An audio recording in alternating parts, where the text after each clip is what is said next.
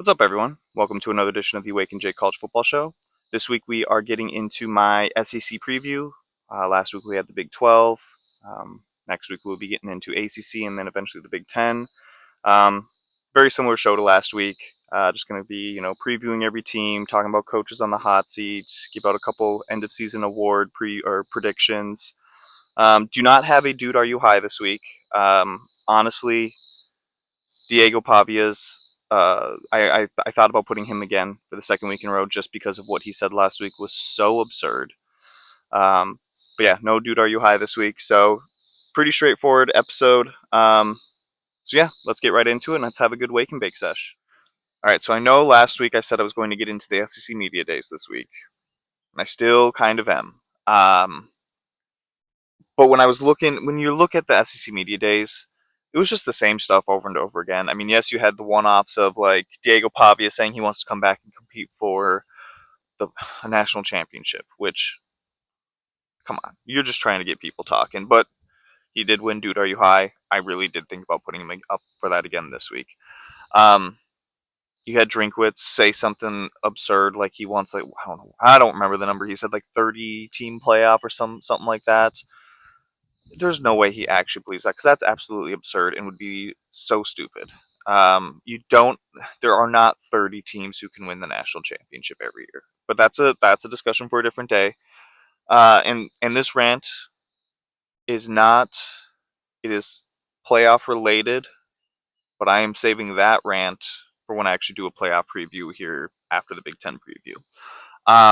My rant today is about conference scheduling. You have the SEC playing 8 conference games, and you have the Big Ten playing 9, and you have both of them fighting with each other because the Big Ten believes the SEC should be playing 9 because it's unfair that the Big Ten plays one more, and then you have the SEC retorting saying, well, we play in the toughest conference, why would we ever add another tough game like that? To which I respond, if this was 10 years ago, 15 years ago, 20 years ago, and the Big Ten was bitching that they wanted the SEC to go up to 9 conference games, and the SEC said, no, we play in the toughest conference, why would we do that? I would 100% back the SEC and be like, yeah, no, that makes sense. Why would they ever want to add another conference game? And I agree with them 10, 15, 20 years ago.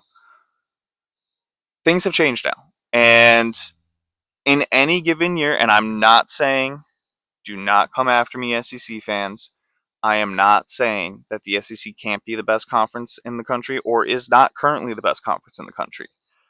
But I think every year it is now a toss-up between the Big Ten and the SEC. Some years the Big Ten is going to be the better conference, and they may be the best conference for a couple years in a row. And then the SEC might take back over for a few years. But it is no longer a SEC, Big Ten, and then the ACC and the Big 12 down here. It is now SEC and Big Ten at the same, and it's a toss-up every year. That's my first argument. So you cannot use we play in the toughest conference, because you used to. Things have changed. It's not always the toughest conference. The other thing is, and this is, I hate to do this to Indiana. I hate to just poop on them. But they deserve to be in the playoff. They had an easy schedule. They were given an easy schedule, and they took advantage of it. So I hate to fault them, because that's what good teams are supposed to do. If handed an easy schedule, they are supposed to take care of business, and that's how you know they're a good team. So yes, I do believe Indiana deserved to be in the playoff because of that. But part of the reason Indiana was given such an easy schedule is because these conferences now are just too damn big. So I guess the real reason of this rant is conference realignment. We have gotten out of control. And you have teams like Indiana making the playoffs and finishing top 3 in their conference because you have such big conferences. It's impossible to, and actually I think Indiana was 4th. I forgot about Ohio State, Oregon, and Penn State. Anyways, it's impossible to actually, not always, but to actually get the best teams from those conferences, because if it was a smaller conference and Indiana had to actually play all the best teams in that conference, I don't think they would have been making the playoffs, and I don't know that they would have been top 4 in the conference. Just saying. Like, maybe they would have. Conferences are too big, and you cannot. What there's a stat out there. Texas A&M has been in the SEC for long enough, and Georgia hasn't. It was either has never been to Texas A&M to play at Texas A&M, or hasn't been there in like a decade or something like that. That's insane. That should not be happening. These conferences are too big. You need smaller conferences. I hope we go back. I hope we go back at some point. Regardless, with bigger conferences, the Big Ten being a better conference than they've been 10, 15, 20 years ago overall, uh, I do think the SEC needs to go up to 9 conference games. I'm not even going to get into the playoff implications of that. That's a rant for a different day. With the biggest thing is because these conferences are so big, we need to have the SEC play 9 conference games. Honestly, because if the conferences weren't so big, I would argue let's just have the Big Ten play 8 conference games. I would be fine with that. But these conferences have gotten so big, you need a bigger sample size with these teams against the rest of the conference. And it just makes sense to go to 9 conference games. Now, if we ever get back to that point where we get back to actually 10 to 12 team conferences, then I'll make the argument that, yeah, sure, let's go back to 8 for everybody. Let's just do 8 for everybody. I would argue for that, but I don't see that happening anytime soon. If anything, we're just going to get bigger and bigger, and it's just going to further increase the argument that the SEC needs to get to 9 conference games. Uh, Again, SEC, I'm not hating on you, and I'm not saying that you guys can't be the best conference this year or aren't most years, because, like I said, you've been that way for a while. It's just now a toss up every year between you guys and the Big Ten. All right, that's my rant. I'm not going to talk about the SEC playing 9 conference games for at least another 3 weeks. Um, I will table that rant. We're going to start with coaches on the hot seat going into this year. And last week for the Big 12 didn't really have a lot. Like honestly, it was kind of like, wow, every coach is pretty much in a good spot. It would be crazy if some of those coaches got fired. SEC is a little different.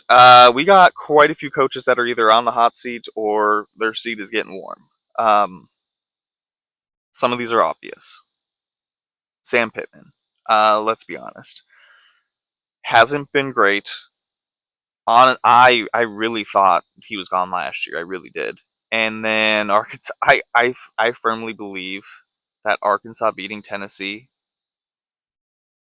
kind of saved his season, or him being fired and brought him back this year. If Arkansas has a very similar year to last year or worse, I think he's gone. I mean, again, I thought he was gone last year. They won just enough to keep him.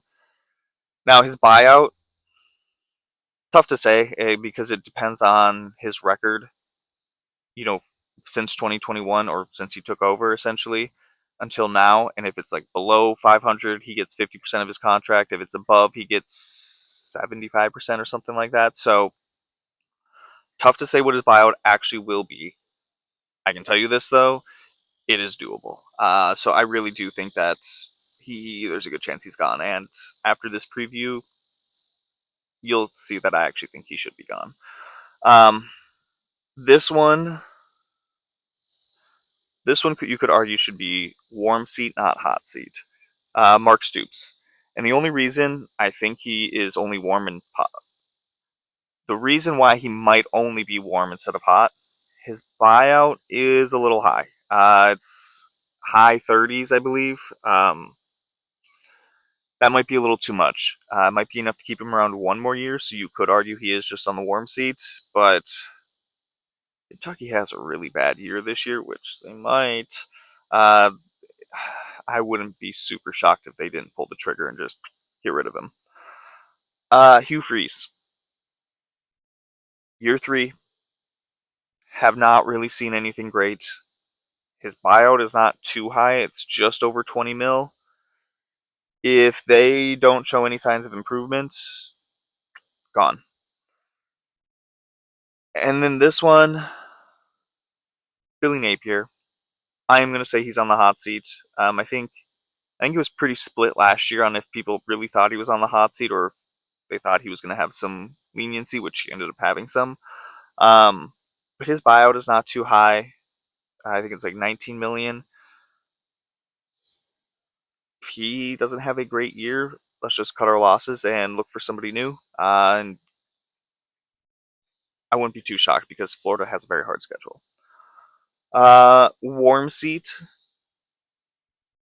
Brian Kelly. It's they've got a lot invested in him. His buyout is way too high for LSU to do any sort of firing this year. So I do think he's not. Even if LSU has a bad year, I don't think they're firing him. I just think the buyout is too much. Now, granted, we saw Texas A&M fired Jimbo Fisher, who had like a $74 million buyout or something like that. Brian Kelly's is not quite that high, so who knows? Maybe LSU's crazy enough to take that, but uh, I think he's only on the warm seat. If he doesn't make the college football playoffs this year, it's definitely getting warmer, if not hot, next year for sure. Because that will be 4 years of just not living up to what you're paying for or being paid for. And then Brett Venables. Okay, some would also argue, kind of with like Mark Stoops, should he actually be on the warm seat or hot seat? I'm putting him on the warm seat, and that is because his buyout is like 35 million or just under that or something like that, which is high. So they may not want to pay that, but like I already mentioned, Texas A&M fired Jimbo Fisher with a $74 million buyout or whatever it was. Oklahoma may look at that 34, 35, whatever, and say worth it. But if Oklahoma has a disappointing year again, he's definitely going to be on the hot seat going into next year. So when it comes to the SEC as a whole, and I kind of laid this out with the Big 12 last week, where you could kind of just split the Big 12 in half. These are the teams that have a chance to win the Big 12, and these teams don't have a shot. It was pretty night and day. It was like you had eight, and there was some argument I guess I had where you could argue a ninth team that could win the Big 12, but whatever. When it comes to the SEC, it feels like you can split them into four categories. You got the ones who are actually competing for an SEC championship game and the playoffs. The next would be teams who are in the running for the SEC championship game, borderline playoffs, but may fizzle out at the end of the year. Another third group being they're out of the competition pretty early. There's pretty early on, they're not going to win the SEC championship, not going to make the playoffs, but they're still going to have a few really good wins in there. And then you got the bottom where not a chance to winning the SEC championship, not a chance to making the playoffs, not a chance to winning a national title. And I think you all know exactly who's going to be in that category. I feel like you really can break them down into those four. So that's kind of how I was looking at this preview when I was coming up with it. So I'm not going to run through how I have them listed. We are just going to jump right into the team previews and just kind of start knocking them out. And I'm going to start at the top. I have Georgia finishing number one. And some might argue, how can you do that with Gunnar Stockton as the quarterback, blah, blah, blah. I am not a Gunnar Stockton hater like other people have. I've seen other people be. I'm not saying that there aren't people who are high on him. There definitely are. It's one of those things, though, ever since Kirby Smart took over, he has not had two losses in the regular season, or I should say more than two losses in the regular season since his first year he took over when they went 8-5 overall. I think 8-4 in the regular season. That is the only time he's ever had more than two losses. Regular season. I'm not counting playoffs. I'm not counting bowl games. Regular season.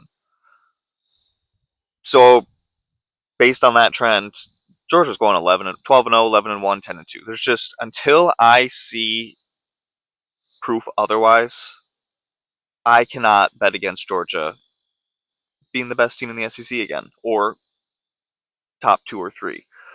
Um, and my argument too with Stetson Bennett is, and I know there's another argument you can make against him, but Kirby Smart did win 2 national titles with Stetson Bennett. I'm not saying they're going to win the national title, but I think he can find enough success with with Gunnar Stockton if he was winning national titles with Stetson Bennett. Yes, I know he had a ton of NFL talent around him on offense and just a star-studded defense, but still, if he can win a national title with Stetson Bennett, he can win some regular season games with Gunnar Stockton. Um, wide receiver was a liability last year. They did address that in the portal, so that's a good sign. They bring back Frazier at running back. They bring in Josh McCray from Illinois.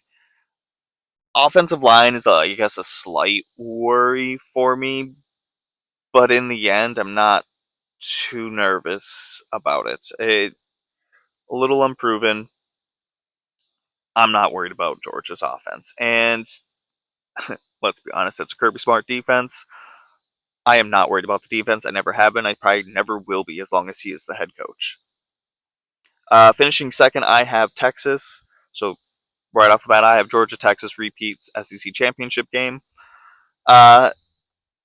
Here's the thing with Texas is because even if you don't believe in Arch Manning, even if you think he's not going to be the Heisman winner that people make him out to be, the All-American that people make him out to be, but if he's still just solid, still just good, maybe not great, not maybe GOAT, All-American like I said, if he is just good, Texas has so much talent around him that I have no doubt that they will still finish as a top 3 team in the SEC. I have them finishing second.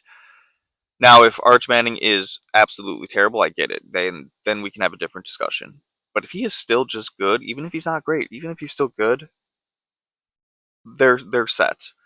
Um, Offensive line is a slight worry just because they do lose all of the experience that they had. They had the same offensive line for like 2 straight years, pretty much, and then they lose pretty much everybody to the draft. So that makes me a little nervous, I guess. But even if, again, Arch Manning's not great, even if he's just good, enough talent around him on offense, and that defense, bringing back Colin Simmons, bringing back Anthony Hill Jr., that defense is still going to be phenomenal. And kind of like the theme of last week with the Big 12 is there's just a lot of teams that don't have an excuse to be bad, like or to be good. Like they have to be good. There's no excuse. Texas kind of does not have an excuse. They should be competing for an SEC championship game. And then at number 3, this is that first category I said teams who are actually competing for an SEC championship game and playoff spot, like should be making the playoffs and again competing for the SEC championship. Alabama. Um, and it makes me a little nervous having them at 3, solely because it feels like if they get the quarterback position wrong, it could derail their whole season. And we see it happen every year with teams. They pick the wrong quarterback to start the year. They don't realize it until 3-4 games in. Or if you're Baylor last year, 2 games in. It derails the first part of your season and you never recover. Or it's very hard to recover. And I'm nervous that that could happen for Alabama. Right now, from what I understand, Ty Simpson's, I guess, going to be the starter. But what if Ty Simpson's just the better practice quarterback? We see that all the time. Players are better in practice than they are in a game, and some players are bad in practice, great in a game.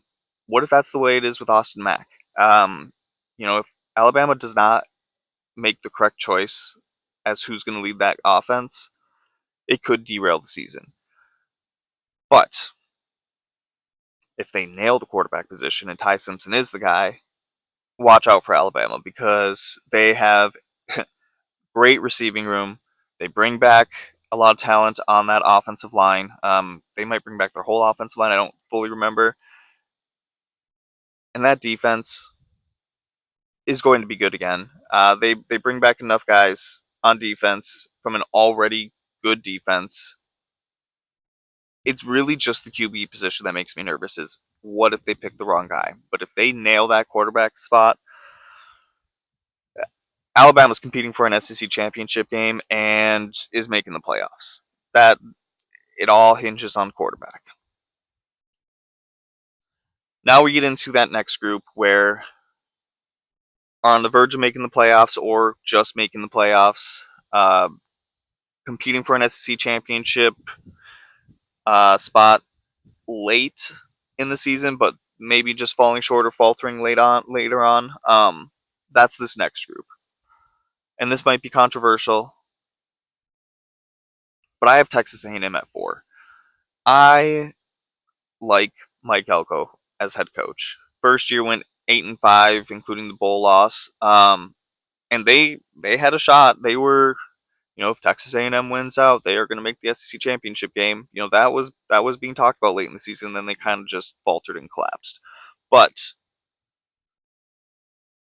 I like Texas A&M this year, and that makes me nervous just because they've never been Johnny Manziel, yes, but besides that, in the SEC, they haven't been the top dog. One guarantee, though, I will make about this Texas A&M team is they will have the best rushing attack in the country because they bring back Marcel Reed, they bring back Le'Veon Moss, they bring back Amari Daniels, who isn't even going to be a starter. Had 600 plus rushing yards and like 8 touchdowns last year. The only reason he got so much playing time is because Reuben Owens was injured basically the whole season, and they bring him back as well. They are going to be unstoppable. Add in the fact that they also have a pretty decent offensive line, and a very experienced one as well. All of that tied together, I think we're going to see a very dominant rushing attack from Texas A&M. What makes me nervous is the pass catchers. They do not return a ton of production in the passing game. They did bring in some receivers. We'll see how they work out. It's always tough with that. And Marcel Reed, while has shown flashes, we would like to see, and granted, freshman, first time starting, all that stuff. I want to see another offseason. If he can take another step forward throwing the ball, I mean, guys, this offense could be phenomenal. Defensively, it was not great last year, which is a little shocking from a Mike Elko team. At the same time, he wasn't calling the plays. He wasn't the defensive coordinator, so can we fully blame him? But this year, he does take over play calling duties, which I've said it in the past. I'm not always a fan of head coaches taking over the play calling duties. It is hard to argue, though, with Mike Elko doing it because he was actually a really good defensive coordinator. So him calling the plays might not be a bad idea. And I think it only improves the defense. I think they could be worse because they weren't the worst defense in the SEC, so they could all be obviously get worse. I just think they do take another step forward, and if that defense takes another step forward and that offense is as dominant as I think they're going to be, Texas A&M may be competing for a playoff spot. Coming in at number 5, I have Tennessee. This might be a little high for some people to have Tennessee, who did finish third in the SEC last year. A lot of, I guess, unknowns on this team. A lot of unknowns and very crazy offseason. Obviously made the playoffs last year with Nico at quarterback, redshirt freshman. Go into spring ball expecting Nico to be the guy, and then dips out right before the spring game, and everybody's like, "What the hell?" Leaves for UCLA. That's a whole. I already kind of got into that with my Big Ten preview, and I think SEC or not Big Ten preview. Biggest questions for UCLA, and I might have also mentioned it in one for Tennessee. Essentially, UCLA, Tennessee swap quarterbacks. Joey Aguilar is going to be the new quarterback for Tennessee, and I don't think that's necessarily a bad thing. If you watched Tennessee at all last year, Nico was fine. He was all right. He definitely had some freshman moments, and you saw the potential there. But man, he missed a lot of wide open receivers down the field. wide open. And if he had done that, we would be talking about, if he had even hit like half of those receivers, a quarter of them, some people would be talking about Nico Iamaleava as a dark horse Heisman candidate. Instead, he just sucked at hitting these wide open guys. I'm not saying he didn't hit some, but he missed a lot. When it comes to a Josh Heupel offense, receivers are going to be open, tight ends are going to be open. You just can't overthrow them. You just can't miss the open guys. And I think with Joey Aguilar having a lot more experience, we've seen him put up numbers at App State. Yes, he did have some turnovers that could be, worked on a little bit. Um, if he just doesn't miss the open guys, this Tennessee offense is going to thrive. Now, there's argument that, well, it's a very young receiving core, unproven guys.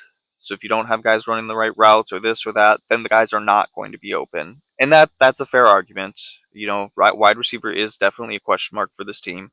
And let's be honest, we'll get into it. Boo Carter, assuming he's still on the team, uh, there was rumors that he was leaving and still not quite sure what's going on there.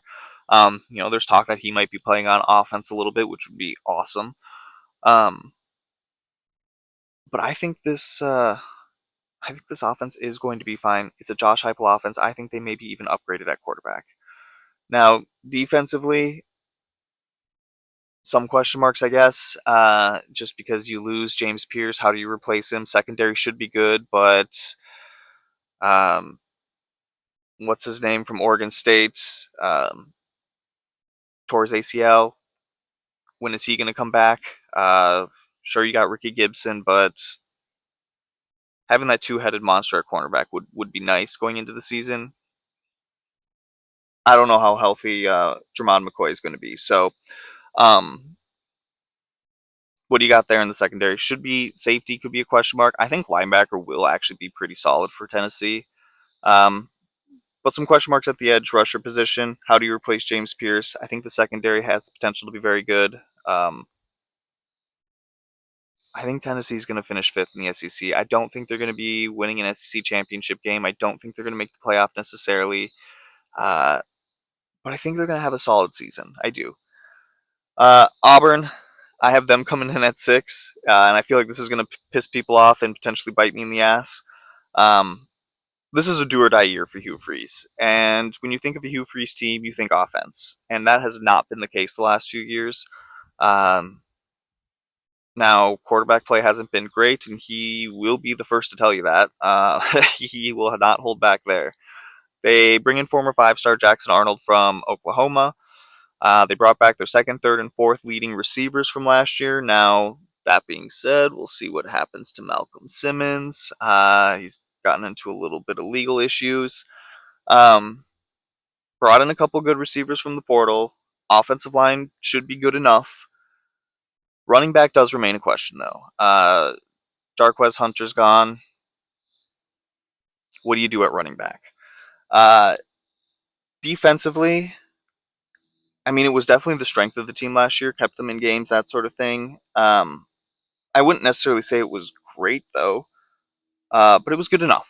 It was. And I think in a second year in DJ Durkin's system, we should see that defense improve. Uh, Again, was already the strength last year. So they can take a little step forward, and that offense, with all the pass catchers they brought in and brought back, and if Jackson Arnold, lives up to some of the hype of being that 5-star, Auburn has every opportunity to finish 6th in the SEC and save Hugh Freeze's job. I have LSU at 7. Um, Big year for Brian Kelly. He needs to make the playoffs if he wants to keep his job. I'm not saying he's going to be fired after the season because that's a huge buyout, but I mean, LSU needs to make the playoffs. Uh, Last year, offensively, they were one-sided as hell. Uh, Last in the SEC in rushing, second in passing. That can't happen again this year. They need to figure out a way to balance that rushing attack and that passing attack. And some people are going to say, how the hell are they going to do that? Because they just lost 4 offensive linemen to the NFL draft. And here's what I have to say back to that. Sure, these are 4 offensive linemen that they lost to the NFL draft. They still sucked at running the ball with these 4 offensive linemen that went in the NFL draft. So maybe getting 4 new guys in is not the worst thing in the world for your rushing attack. Um, I think it does beg the question, though. You do lose 4 offensive linemen to the NFL draft, and you only bring in 2 in the portal. Your rushing attack was last in the SEC last year, and you brought in 0 running backs in the portal. Um, maybe they're high on the guys they have. It's possible. I believe they brought in a freshman that is probably going to get some solid playing time at running back. So, I mean, maybe they have faith in the guys they already had on the roster. I'm not sure. Um, but that rushing attack has to be better, and there's no way it doesn't, I guess. Defensively, last year LSU was not great. They do need to be better. They did go into the portal and got a ton of potential starters on that defense. I will say this a few more times throughout this episode. I'm not a huge fan of teams that overhaul their roster in the portal. Now, LSU didn't overhaul their whole roster, but when you bring in enough transfers on defense or on offense to fill a lot of holes, and I'm not saying they did this offensively necessarily, I don't always love it. So I do have LSU finishing in the top half of the SEC. I do not have them competing for a playoff spot. Now, granted, teams that finish 7th in the SEC, they're still having 8-4 seasons, 9-3 seasons. I just want to make that clear. So it's not like LSU is going to have a terrible year. It's just not going to be playoff worthy. Um, this one might get me in a little trouble. Ole Miss at 8. And I have my reasons for it, though. Kind of what I already just mentioned. I don't love it when teams overhaul a roster through the portal. And even if it is a top 5 portal class, I think Ole Miss had the top one last year. And they finished 9-3. Pretty sure LSU had the top transfer portal class this year. Again, I don't. Doesn't necessarily mean you're going to make the playoffs when you go heavy in the portal like that.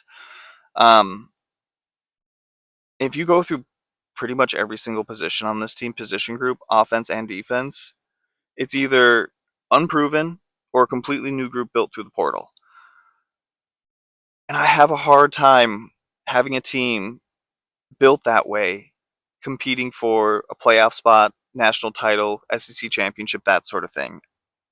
I'm not saying Ole Miss is going to have a terrible year. 9-3, 8-4, both are, I think, very possible. I just don't think they're competing for a championship of any sort. And then this is going to be the last team in that second group of teams who will be competing late in the season for a playoff spot or SEC championship spot, but may fall short or, kind of collapse group or have the potential to do that. South Carolina. And I feel like if me putting Texas A&M at 4, Auburn at 6, Ole Miss at 8, if that didn't piss people off, putting South Carolina at 9 is going to probably do it. And here's the thing with South Carolina, I think they're still going to be a good team this year. Again, 9th best team in the SEC is still going 8-4. Just saying. I think the defense will be fine. They bring back enough pieces from last year, brought in a few, filled a few holes through the portal, and that's how it should be, guys. I think building a roster and keeping guys on the roster, and then only filling a certain couple of holes is how the portal should be used, and you see the best teams do that. So I think defensively, South Carolina is going to be fine. Offensively, I have some questions though, because you do bring back Sellers, and that's fantastic.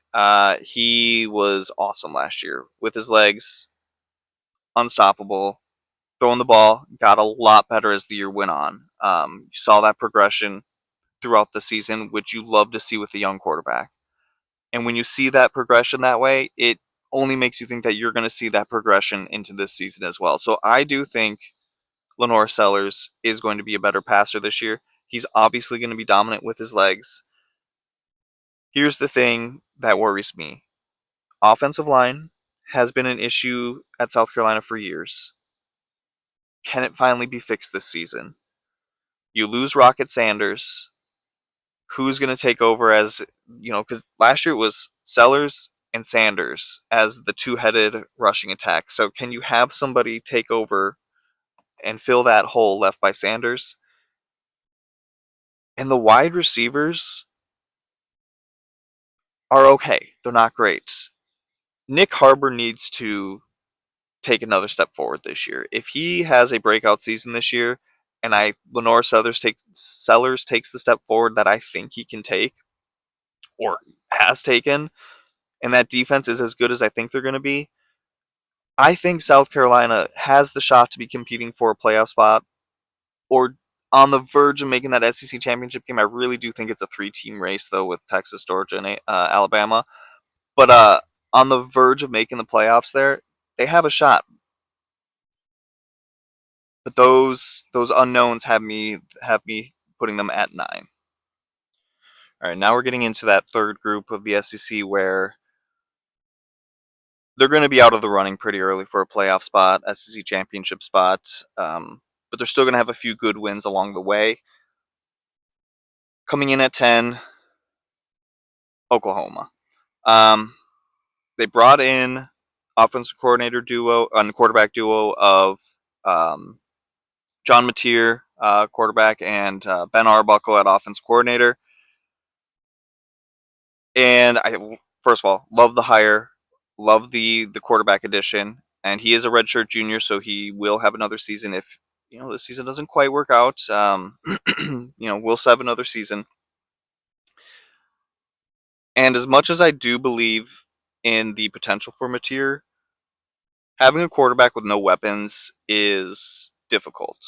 Um, it's difficult for them to succeed. So, late in the spring, they brought in Jaden Ott, or after spring, I should say. Brought in Jaden Ott, which I love that addition. Where I get nervous for this Oklahoma offense, and where you'll see. Let's just put it this way, okay? John Mateer, I expect that if he spends 2 years at Oklahoma with Ben Arbuckle and Brent Venables stays as head coach, I believe that this year for John Mateer we see flashes of what could be, and then next year we see the best quarterback in the SEC. That's what I firmly believe. I think this year is going to be a little bit of a roller coaster, a little up and down for him, adjusting to the SEC coming from Washington State. But then, like I mentioned, what's a quarterback without weapons? Last year, Oklahoma had a terrible luck with injuries to their wide receivers. They don't bring back a lot of production from last year, so they had to go into the portal for quite a few. And the guys that they brought in, they're all from like smaller schools, so are they actually going to be able to make that transition to playing in the SEC? Offensive line last year was also an issue, and they bring back 3 starters to that offensive line. Now, one could argue that's 3 guys who know each other, are going to have great communication, and they're another year better. Another could argue you're bringing back 3 offensive linemen from an offensive line that sucked. Which is it going to be? I think offensively, we see the flashes and we see the potential, and I think they're 1 year out from absolutely exploding. Defensively, another head coach doing this. Brent Venables has decided to start calling the plays defensively. And again, it's hard to argue with him because he was a top defensive coordinator before he took over as head coach at Oklahoma. So him calling the plays defensively might not be the worst thing in the world. They do bring back a lot of production on that side of the ball. And with him calling plays, that defense should be pretty solid. I think offensively it's going to be a struggle yet again. But I think we see the potential of what could be going into year 2 of Mateer and Arbuckle. This next one I have coming in at 11, you could say is controversial because I just don't like this team. I have Mizzou at 11. I don't like Mizzou, and I'm on record from like a month ago when I did my biggest questions for Mizzou. I said that they have the potential to actually be really good this year, and it hurts me to say that. I don't like to say that, but they do. They have the potential to be really good this year. They also have the potential to go 7-5, 6-6. Um, and there's a big reason why I have that potential, that huge jump like that.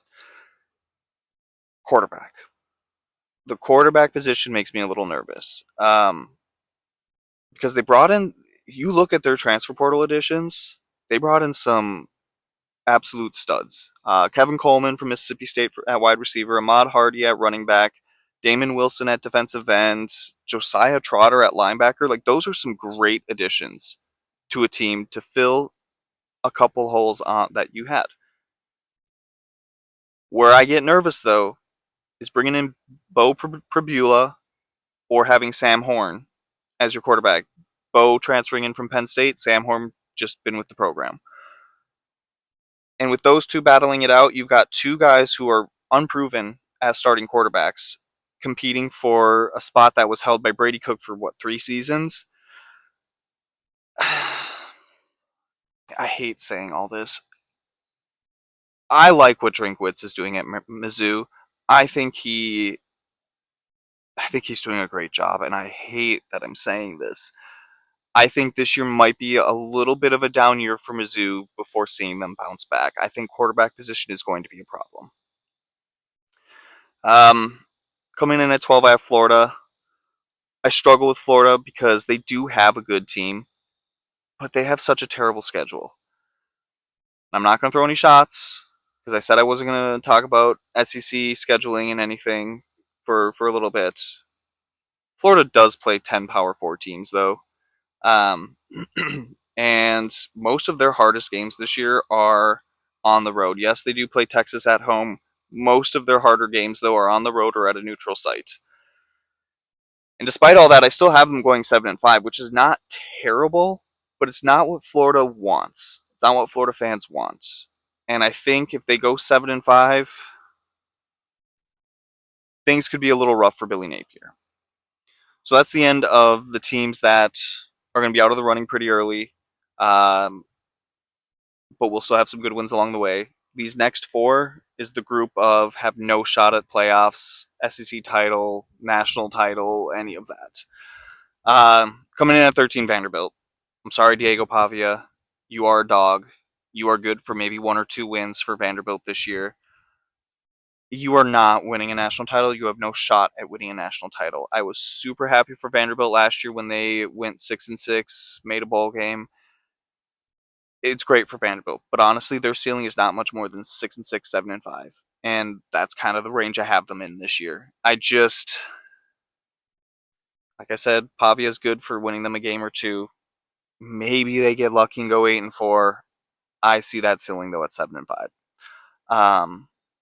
which again is great for Vanderbilt. They don't have that success usually, so for them to go 7-5, 6-6, and then 7-5, be bowl eligible 2 years in a row, that would be fantastic for them.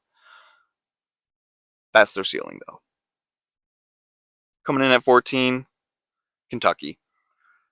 I mean, we're so close to the end of the Mark Stoops era. It really feels that way. As I discussed earlier, his buyout might be a little too large for Kentucky to actually get rid of him. But I don't think it's going to be a good year for Kentucky, and I do think he goes into next year on the hot seat. When you think of a Mark Stoops team, you do think of defense, and I do think the defense can be pretty solid. Pass defense was very good last year. They bring back a ton in that secondary. Run defense was an issue, and they don't bring back a lot from their defensive line and linebackers. So maybe that's a good thing because it was a struggle last year. But I still think that defense is still going to be the strength of this team year in and year out, as long as Mark Stoops is the quarterback, the coach.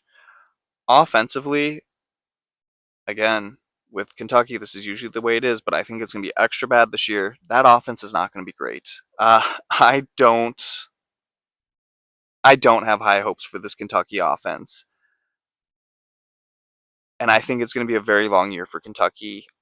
I see 1-2-ish wins in the SEC.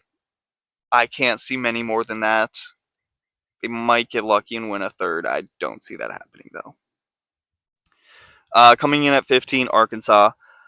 Like I said, they barely won enough last year to keep Sam Pittman's job. You do bring back your starting quarterback in Taylor Green, which is fantastic.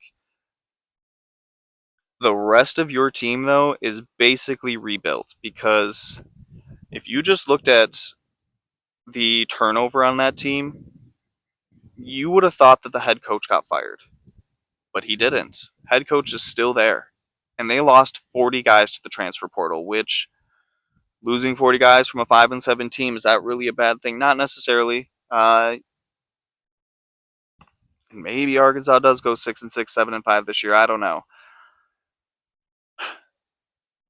I don't love when teams overhaul their roster and they're not getting a new coach. Arkansas did not get a new coach and they had to overhaul their roster. It's good to maybe rebuild a couple of those position groups. I just don't think Arkansas has a very good year. And last but not least, bringing up the rear, probably is no shock to anybody, Mississippi State. And I'm going to make a bold statement about Mississippi State this year. They have won only one SEC game the last 2 seasons. And I'm going to make the bold statement that they match that this year. I think they win one SEC game. Who they beat, I have no idea. They are going to beat someone, though, and they will have one SEC win, which is an improvement from last year. That being said, though, I don't have high hopes, obviously, for Mississippi State. I do have them finishing in the end, the very bottom of the SEC. I think Jeff Lebby is a good coach. I think he is taking this program in the right direction. I also think he took over an absolute disaster, and it is going to be a 2 to 3 season. It's going to be a 3 or 4 season rebuild. Let's be honest. I don't think going into his second season we will see steps moving forward for sure, but we are not going to see a quick turnaround with this Mississippi State program, and I think that's okay. And I think they know that, and I think they'll be patient with him. So that is my order of finish. Georgia at 1, Texas at 2, Bama at 3, A&M at 4, Tennessee at 5, Auburn 6, LSU 7, Ole Miss 8, South Carolina 9, which again, some of those are very controversial. I feel like I might get hate for that. Oklahoma at 10, Mizzou at 11, Florida at 12, and then Vanderbilt at 13, Kentucky at 14, Arkansas at 15, and Mississippi State bringing up the rear. All right, to finish up the episode, we will go through my end of season award predictions. SEC Offensive Player of the Year, Le'Veon Moss. I think, like I mentioned earlier, I have Texas A&M finishing 4th in the SEC.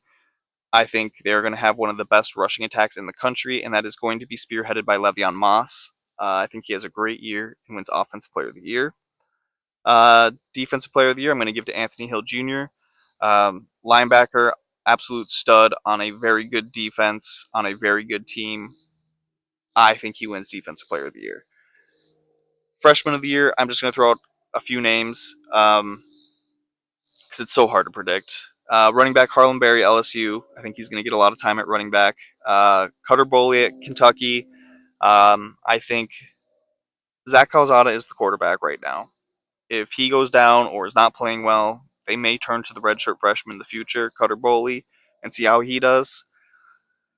Wide receiver, Dallas Wilson from Florida. I think he's going to see some time, and with DJ Lagway throwing him the ball, could have a big year.